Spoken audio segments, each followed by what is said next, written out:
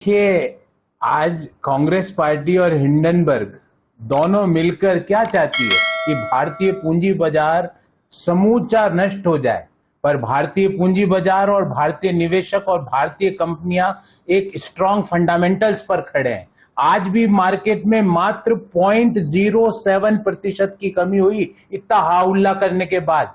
राहुल गांधी और कांग्रेस पार्टी का आज एक ही उद्देश्य रहा है कि मोदी विरोध के लिए वो वहां तक पहुंच चुके हैं कि वो आज भारतीय अर्थव्यवस्था जो निरंतर बढ़ रही है उसका विरोध करने पर आतुर है।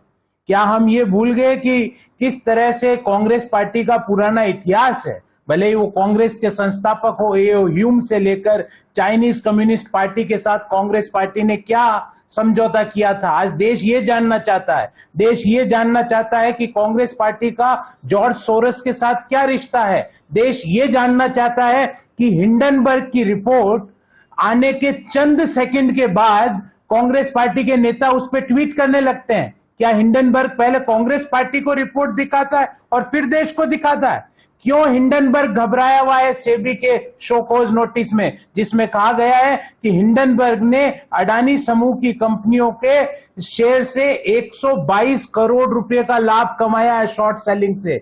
ये समूचा षड्यंत्र इसलिए रचा जा रहा है कि भारतीय अर्थव्यवस्था और मध्यम आय वर्गीय परिवारों के जो सपने हैं उनको नष्ट किया जा सके, सेंसेक्स की जो लगातार बढ़त है उसको नष्ट किया जा सके। पर मैं याद दिलाना चाहूंगा, ये भारतीय अर्थव्यवस्था स्ट्रांग फंडामेंटल्स पर खड़ी है, ये कंपनियों के स्ट्रांग प्रॉफिटेबिलिटी पर खड़ी है। इसको हिंडनबर्ग जैसे जो रिसर्च रिपोर्ट जिनका प्रयोजन सिर्फ भारतीय अर्थव्यवस्था को नष्ट करना और उस आग के अंदर घी डालने का काम जो राहुल गांधी और कांग्रेस पार्टी कर रही है, उसका भांडा फूट चुका है। आज देश कांग्रेस पार्टी से यह जानना चाहता है कि आप आज हिंडनबर्ग का जब आप उसका हिंडनबर्ग की रिपोर्ट का हवाला देते हो तो हिंडनबर्ग ने अडानी समूह से 122 करोड़ रुपया कमाया।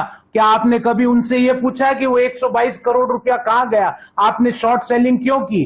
क्या कांग्रेस पार्टी ने कभी यह समझने की जरूरत करी कि देश में 2014 में डीमेट अकाउंटों की संख्या मात्र 2.2 करोड़ थी जो आज बढ़कर 9 करोड़ हो गई है? ये क्यों हुआ है? क्योंकि निवेशकों में विश्वास जागा है। क्या कांग्रेस पार्टी ने कभी यह समझने की कोशिश करी कि मात्र पिछले 4 सालों में मार्केट से आईपीओ के जरिए कंपनियों ने 3.25 करोड़ रुपए एकत्रित करें? क्या कांग्रेस पार्टी ने यह समझने की जरूरत करी कि म्यूचुअल फंड इंडस्ट्री की जो साइज थी 2014 में 9.25 करोड़ थी जो आज बढ़कर 65 लाख करोड़ रुपया हो गई?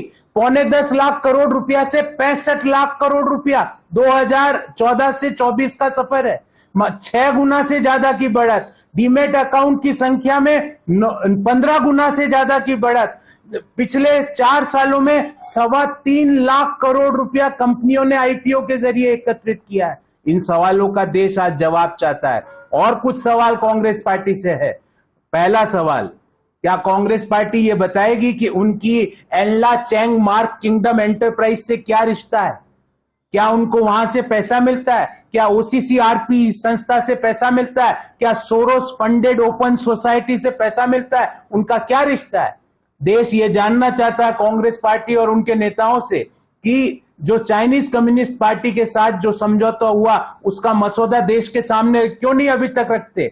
देश ये जानना चाहता है कि हिंडनबर्ग रिपोर्ट के आने के चंद सेकंड के अंदर कांग्रेस पार्टी के नेताओं ने ट्वीट कैसे कर दिया? क्या हिंडनबर्ग और कांग्रेस मिलके देश की अर्थव्यवस्था को धूमिल करने के लिए ये रिपोर्ट बना रहे?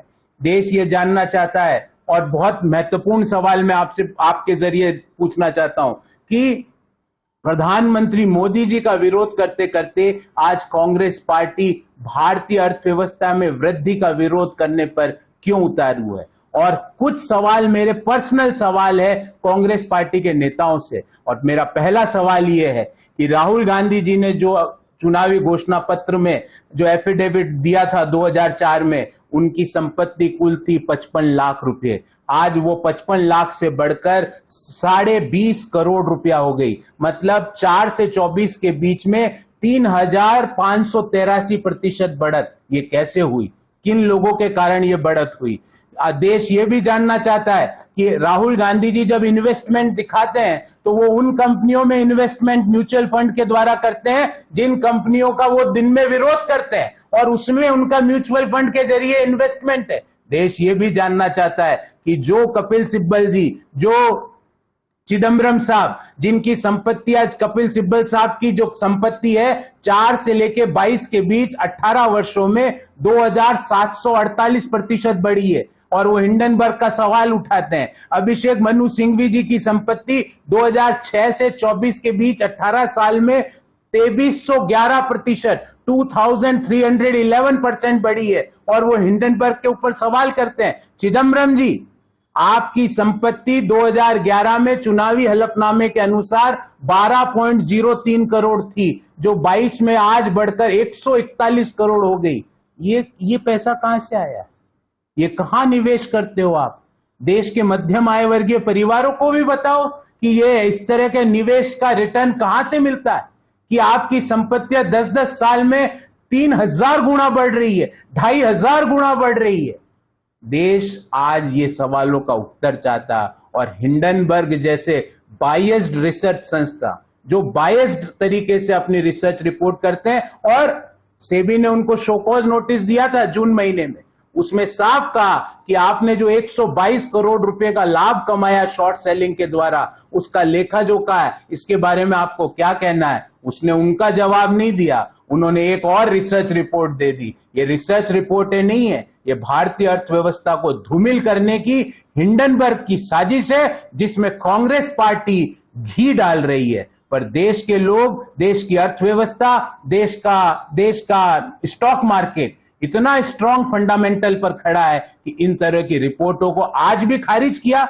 मार्केट मात्र 0.07% से गिरा, मोर और लेस हम कह सकते हैं सेम लेवल पर है। इस तरह की रिपोर्टों को मार्केट ने खारिज कर दिया। जिस तरह से देश के लोगों ने विपक्षी दलों को खारिज किया है, वैसे ही मार्केट ने हिंडनबर्ग और हिंडनबर्ग की आग को फैलाने वाले लोगों के षड्यंत्र को खारिज किया। देश सिर्फ यह जानना चाहता है कि हिंडनबर्ग का और कांग्रेस पार्टी का क्या रिश्ता है, कांग्रेस पार्टी और जॉर्ज सोरोस का क्या रिश्ता है, कांग्रेस पार्टी और चाइनीज कम्युनिस्ट पार्टी का क्या रिश्ता है। देश इन मसौदों के बारे में जानकारी चाहता है।